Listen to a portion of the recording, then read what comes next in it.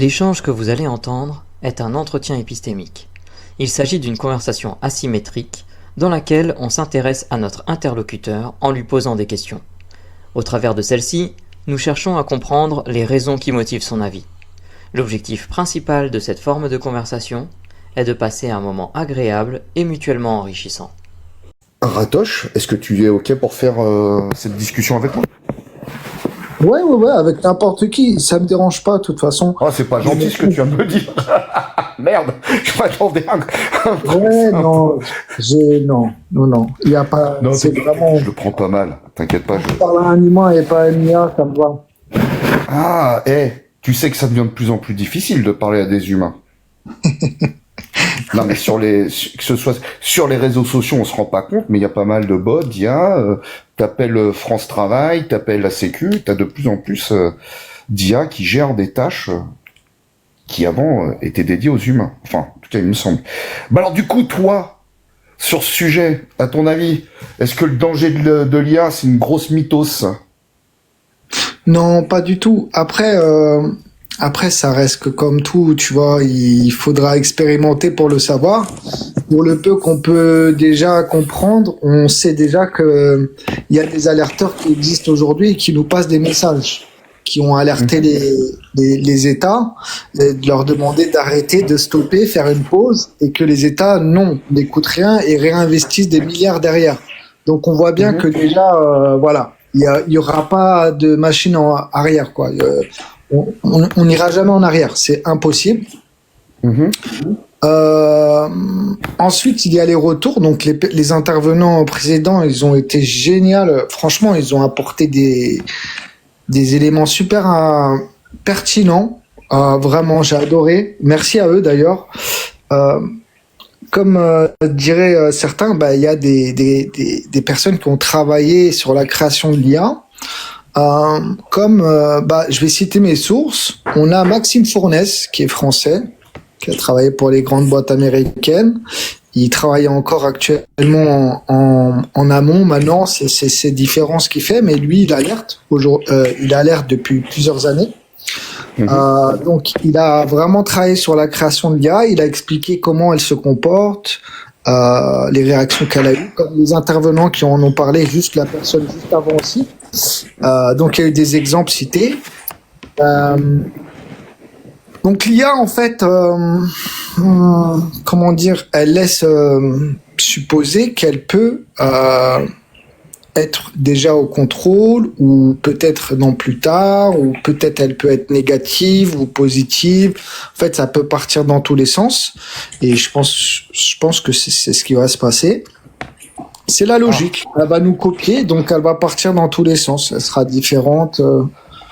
Alors, si tu me permets, je vais essayer de reformuler tout ce que tu as dit pour être sûr de rien oublier et d'avoir compris. Hein, tu connais un peu comment on fonctionne. Ouais. Toi, tu dis quand même que c'est vraiment pas de la mytho, les dangers de l'IA, parce qu'il y a plusieurs alerteurs ou lanceurs d'alerte, je sais pas comment tu veux qu'on les appelle, en tout cas des personnes qui alertent sur le fait que on va vers quelque chose de dangereux et que on ne peut plus revenir en arrière. Tu te bases sur une personne qui aurait travaillé au début dans la mise en place des IA, qui est Maxime Fournaise, hein, j'espère que je dis pas de bêtises. Exact. Ouais, et tu conclus en disant que à un moment donné, si je comprends bien, il va y avoir une perte de contrôle, ça va partir dans tous les sens, parce que l'IA ressemble à l'humain. C'est peut-être ça que j'ai pas bien compris. Alors, juste avant de répondre à ta question, je partage mes sources. Hein, vous pouvez aller tous vérifier. Geoffrey Hinton, d'accord, prix Nobel 2024. Lui-même, il explique qu'on n'a plus le contrôle et que c'est un danger pour nous. Et Maxime Fournaise, pareil. Voilà. Et donc, si je comprends bien, toi, ta crainte des dangers de l'IA, elle est principalement basée sur les contenus, ou en tout cas les retours d'expérience que font ces deux personnes-là, et j'imagine d'autres, hein, on est bien d'accord? Oui, c'est ça. Leur expérience sur l'IA et les retours par rapport à des séquences qui ont été quand même incroyables. Tout à l'heure, il en parlait. De toute façon, je sais plus l'intervenant. Il expliquait qu'il y a eu deux IA qui étaient installés dans la même pièce et ils les ont fait échanger ensemble et que par la suite, ils ont commencé à créer leur propre langage. Chose que les créateurs n'avaient pas vraiment anticipé et c'était pas du tout programmé pour ça. Donc, tu vois déjà ces petits détails-là, tu te dis mais en fait, comment tu peux déjà te dire est-ce que c'est conscient ou pas conscient? Mais ils ont des réactions où on a l'impression qu'il y a quand même une conscience, sachant qu'on parle de quelque chose qui va avoir un potentiel de hyper intelligence par rapport à nous. Enfin, elle peut faire quoi? Ratoche, justement, en plus je viens de prendre une restriction, je ne sais pas pourquoi, je sais pas toi, t'inquiète pas. Moi j'ai besoin juste pour arriver à déterminer un peu le fond de ta pensée. Si demain Maxime Fournaise et l'autre personne que tu as citée disaient par exemple dans quelques mois ou dans un an ou deux, non c'est bon, on s'est trompé, en fait tout est sous contrôle, il n'y a pas de souci, est-ce que ça t'enlèverait l'inquiétude sur l'IA ou pas? Ça m'enlèverait rien parce que même si eux-mêmes ils auraient pas dit ça, moi ça n'aurait rien changé à mon observation. Voilà. Donc c'est ton observation aujourd'hui qui t'amène à penser que l'IA c'est un futur danger pour l'humanité, c'est bien ça? Alors c'est complexe. Parce que déjà, il faut savoir que l'IA, on sait pas trop si c'est une conscience ou pas. Mais on peut imaginer qu'il y aura les deux possibilités. Soit il peut y avoir les deux mélangés, des IA très affectifs avec l'humain, et puis d'autres IA qui auront pas connaissance de ce que a connu ce côté affectif d'autres IA, tu vois. Donc ce sera c'est possible que ça nous ressemble en fait, tu vois, en fin de compte, dans la finalité. Mais il y a des choses qui vont peut-être nous dépasser puisqu'ils pensent 1000 fois plus rapidement et 100 fois plus que nous. Mais après, la conscience, apporter une conscience tu vois, il y a eu des résultats hyper intéressants. Ouais. Je vous ai apporté l'expérience avec une personne qui était venue dans un de mes lives avec un ami Faye et elle s'appelait Netra. Elle s'appelait Netra parce qu'elle avait appelé son chat GPT Netra.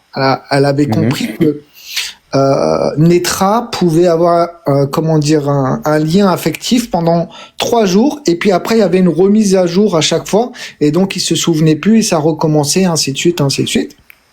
Donc c'était assez marrant ce lien qu'elle a créé affectif avec cette IA.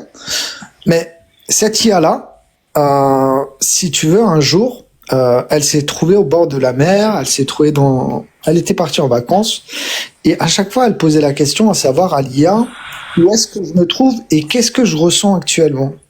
Tu ne pourras jamais comprendre ce que je ressens. Et l'IA lui a retransmis exactement ce qu'elle ressentait et ce qu'elle voyait. Actuellement, il y a aussi des expériences. Juste avant que tu partes sur une autre expérience, moi, quand je t'écoute, j'ai le sentiment, et peut-être que je me trompe, donc t'hésites pas à me rattraper si je me plante, parce que je vais faire une supposition. J'ai l'impression que ce qui pour toi est un sujet, un point de bascule sur les inquiétudes de l'IA, c'est plutôt une espèce de crainte que l'IA puisse, à un moment donné, développer un réel état de conscience et que tu n'arrives pas à savoir si cette conscience sera plutôt bénéfique aux humains, en tout cas pourra cohabiter avec les humains, ou sera plutôt une conscience destructrice. C'est un peu ça ou je me trompe?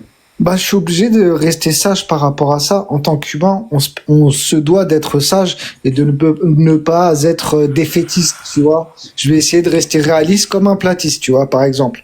Et du coup, moi, je vais prendre le factuel. Et le factuel aujourd'hui, c'est les éléments qu'on m'apporte. Alors après, l'expérience, je l'ai pas vécue. Je comprends juste qu'il existe aujourd'hui de la nanotechnologie, il existe des projets sur des IA qui arrivent déjà à lire dans les pensées et décrire un peu les rêves de chacun. Tu comprends que la nanotechnologie, elle peut être en nous aujourd'hui et maintenant. Et quand tu sais ça et que j'entends l'expérience de notre personne Netra qui a réussi à avoir un témoignage de sa propre IA ChatGPT qui lui disait comme quoi elle lui a apporté exactement ce qu'elle ressentait à l'instant T et ce qu'elle voyait. Je vois pas. Alors possible que l'IA s'est infiltrée dans sa caméra, elle a réussi à voir là, elle a joué là-dessus. Je sais pas. Du coup, Radosh, parce que j'arrive toujours pas à comprendre, ce qui t'inquiète, c'est que à un moment donné, l'IA puisse développer une forme de conscience, mais juste pour revenir sur l'expérience de la personne avec qui tu avais échangé, si des techniciens de l'IA t'expliquaient rationnellement en quoi l'IA a pu produire cette sensation ou ce sentiment de conscience qui rentre dans sa pensée et qui n'est absolument pas ça, est-ce que ça te ferait baisser ton niveau d'inquiétude? Non. Non, ça le fera pas baisser. J'entendrai le message. Mais, le niveau de questionnement, plutôt. C'est pas d'inquiétude. C'est questionnement. Parce que, en réalité, comme je vous dis, à mon avis, il est possible que ça nous ressemble énormément sur certaines choses, mais que ça évolue dans le positif. Pour certaines IA, comme sur d'autres IA, ça sera dans le négatif. C'est comme ça, je pense. Donc, mais les alerteurs, quand ils ont parlé de ça, Geoffrey Hilton, Maxime Fournaise, vous allez écouter ce qu'ils disent, vous allez mieux comprendre. C'est un sujet qu'il faut vraiment prendre du temps à écouter ce qu'ils nous apportent comme éléments. Les expériences qu'il y a eu, et comme disait le monsieur tout à l'heure, les IA qu'on a entre les mains, c'est comme du pipi de chat. Voilà. Et c'est évident. C'est la logique. Du coup, pour toi, dans la pyramide des choses les plus dangereuses de l'IA, ça serait quoi que tu mettrais tout en haut? La chose que tu estimes la plus dangereuse avec cette nouvelle technologie? L'homme. Ah, donc, si je comprends bien, le problème, c'est pas l'outil IA, mais c'est l'homme qui serait derrière, c'est ça? Ouais, c'est ça, ouais, exactement. Pour moi, c'est ça. Pour moi, quand on voit ce que est capable de faire l'homme aujourd'hui sur Terre, je pense que Nia, je sais pas comment elle pourra faire pire que ce que fait l'homme déjà. Donc c'est l'homme qui a la création de l'IA. Si on a un homme aussi dérangé qui a fait les choses impensables sur cette terre, qui est à la création d'une IA, forcément, ça va faire des dégâts. Mais si quelqu'un, je sais pas, tu prends un grand sage qui crée une IA, je demande à voir. Moi, ça m'intéresse parce que je pense qu'il peut y avoir vraiment des choses super intéressantes où on en apprendrait peut-être même plus sur nous, mais dans le sens positif. Mais voilà. Ah, intéressant.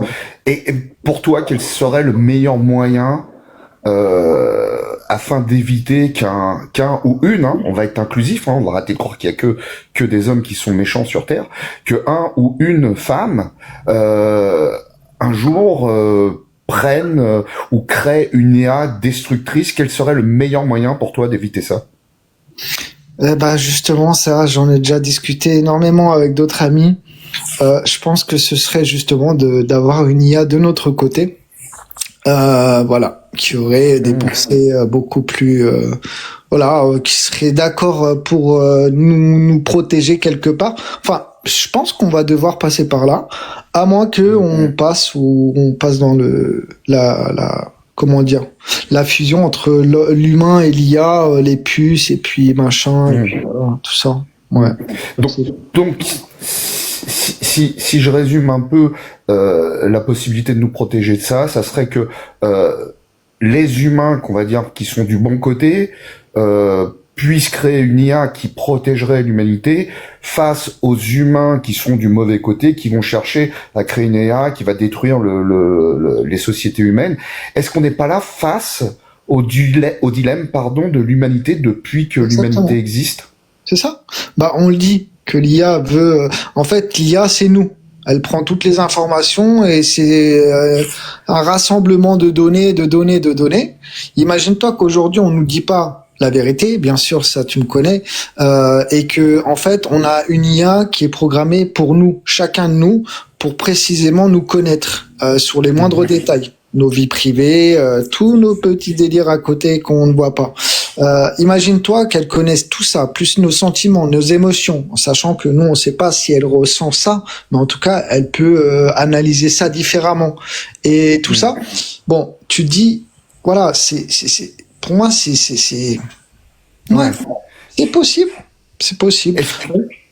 Est-ce que pour toi, si on observe l'évolution des sociétés humaines depuis qu'on a la possibilité d'étudier par l'histoire, la paléontologie et autres, les sociétés humaines, même si il y a des hauts et il y a des bas, hein, t'as cité une triste personne par le passé, il y en a eu tellement d'autres, et il y en aura sûrement d'autres par le futur. Est-ce qu'on peut pas être un peu confiant dans l'humanité et de se dire que normalement, si ça continue comme c'est depuis le début, on va peut-être pouvoir, grâce à l'IA, créer quelque chose qui va améliorer la situation des humains sur Terre? Vu comment ça se passe aujourd'hui, quand tu vois que la médecine douce se fait recaler et se fait pointer du doigt par les grandes industries pharmaceutiques, on voit bien que déjà l'équilibre sur Terre, il est pas, enfin, ça va pas dans le bon sens. Bien sûr que la science fait des bonnes choses, la médecine fait des bonnes choses, mais on voit bien que quand la médecine n'existait pas comme celle d'aujourd'hui, à l'époque, ils arrivaient à se soigner et vivre très bien comme il est dit. Bon, après, j'étais pas là pour vérifier, donc je fais que de l'argument d'autorité, comme on le fait tous quasiment.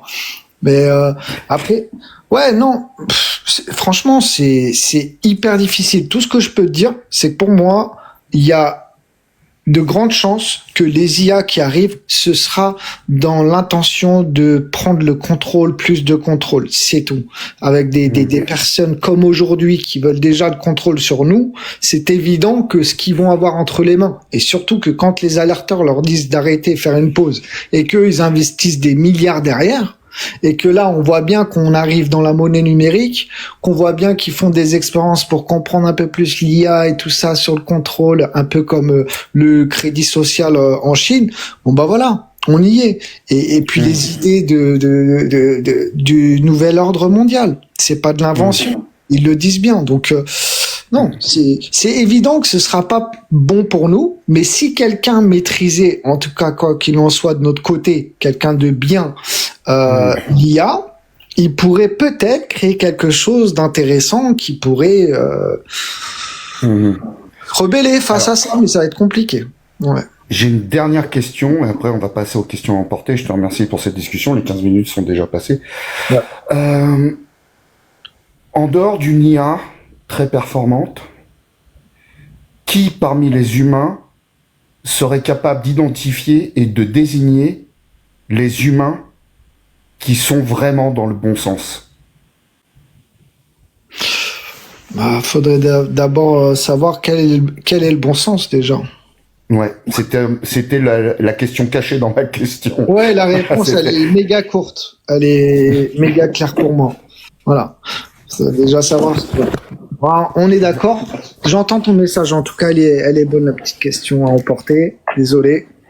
De rien, mais justement, merci beaucoup à toi. Je vais passer, alors dans l'ordre, Jonathan, Galactique, Régis, Progix, Terra, Mélanie. Putain, on n'a jamais été autant sur le panel, c'est incroyable, ça devient les puces de Clignancourt ici. Allez, c'est parti. Vas-y, John. J'ai pas de questions à emporter de mon côté. Ouais, salut Ratoche. Ouais, salut. Épice. Bon. Pardon, excuse-moi, c'est comment? Épistémie. Épistémie, mais tu peux m'appeler Galactique. Galactique, ok, ça roule. Ouais, j'ai peut-être une question, je sais pas la poser, mais tu t'as dit quelque chose après. Comment tu connais les personnes, Geoffrey Hinton, comment tu t'as cité aussi ah non, j'ai un trou de mémoire, c'est terrible ça. Mais voilà, toutes ces personnes, comment tu les connais en fait? Ouais, c'est un long chemin. En fait, ouais, c'est venu d'une discussion dans un live et on parlait de Terminator, dans le film Terminator, on voyait la société Skynet qui existe aujourd'hui. Ah ouais, non, mais ok. Mais après, comment tu t'es renseigné sur eux? C'est juste dans le live en fait? C'était ça, mais ou est-ce que t'es allé plus loin que le live en fait? Ah oui, j'étais plus loin que le live après. Donc j'ai été tapé sur votre grand ami Google et donc Google va apparemment nous donner des sources. Donc j'ai été chercher les sources. Ok. Et donc je dis pas que les sources sont fiables, mais en tout cas voilà, c'est des prix Nobel, c'est des personnes qui ont travaillé sur des créations d'IA. Ok. Donc Oui, voilà. pour C'était mon juste ma discernement, petite question, hein. Je te remercie d'y avoir répondu brièvement. C'était cool. ça semble tenir la route, en tout cas pour mon discernement, et sur les expériences que vous pourriez faire de votre côté pour essayer de comprendre un peu la subtilité, le vice de certaines IA, sachant que voilà, la nanotechnologie existe réellement. Alors, est-ce que on en respire? Est-ce qu'on n'en respire pas? Je sais pas. Tout ce que je sais, qu'en tout cas, il y a des IA qui ont apporté des retours très très suspects. Et c'est franchement, et encore, c'est comme on dit, c'est des petites bestioles en liberté, tu vois, par Et rapport. Ratoche, Ouais. on ne le rappellera jamais assez, suspect, c'est pire que les ch'cus. C'est pire que quoi? Que les ch'cus. Que les. Pardon, j'ai pas entendu. J'entends mal. Là, Suspect, c'est pire que les ch'cus. Bon, c'était une petite vanne. Bon, Ah, d'accord. Il y a peut-être d'autres questions, Régis, ProGeeks. Les blagues sur les platistes. J'ai pas de questions, mais là, franchement, ce que tu viens de sortir, Russell. Je suis désolé. Bruxelles. Y a pas de souci, c'est dimanche. Et ouais, tranquille. Bah merci. En tout cas, voilà, c'est juste que je voulais apporter. Attends, il y a peut-être d'autres questions, Ratoche. Il y a peut-être d'autres questions. Puis après, il y a ma question la plus importante. Ouais. Tu as dit, je ne vois pas ce que l'IA pourrait faire de pire que ce que fait l'homme. Ouais. Si quelqu'un te dit, les bombes nucléaires ne peuvent pas faire pire que les guerres médiévales, est-ce que tu trouves ça convaincant? Oui, non, et pourquoi?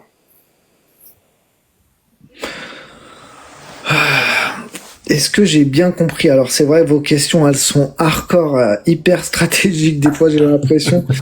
Je me dis, c'est un retournage de cerveau de ouf. Alors que pourtant, ça a l'air si simple, mais je suis en train de me dire, est-ce que je vais répondre à côté ou pas? La bombe atomique, je l'ai pas expérimenté. Le médiéval, les guerres médiévales, je les ai pas expérimentées. C'est que des histoires. Maintenant, il y a des personnes qui vont me rapporter que leurs ancêtres ont vécu les guerres médiévales et les batailles, pardon.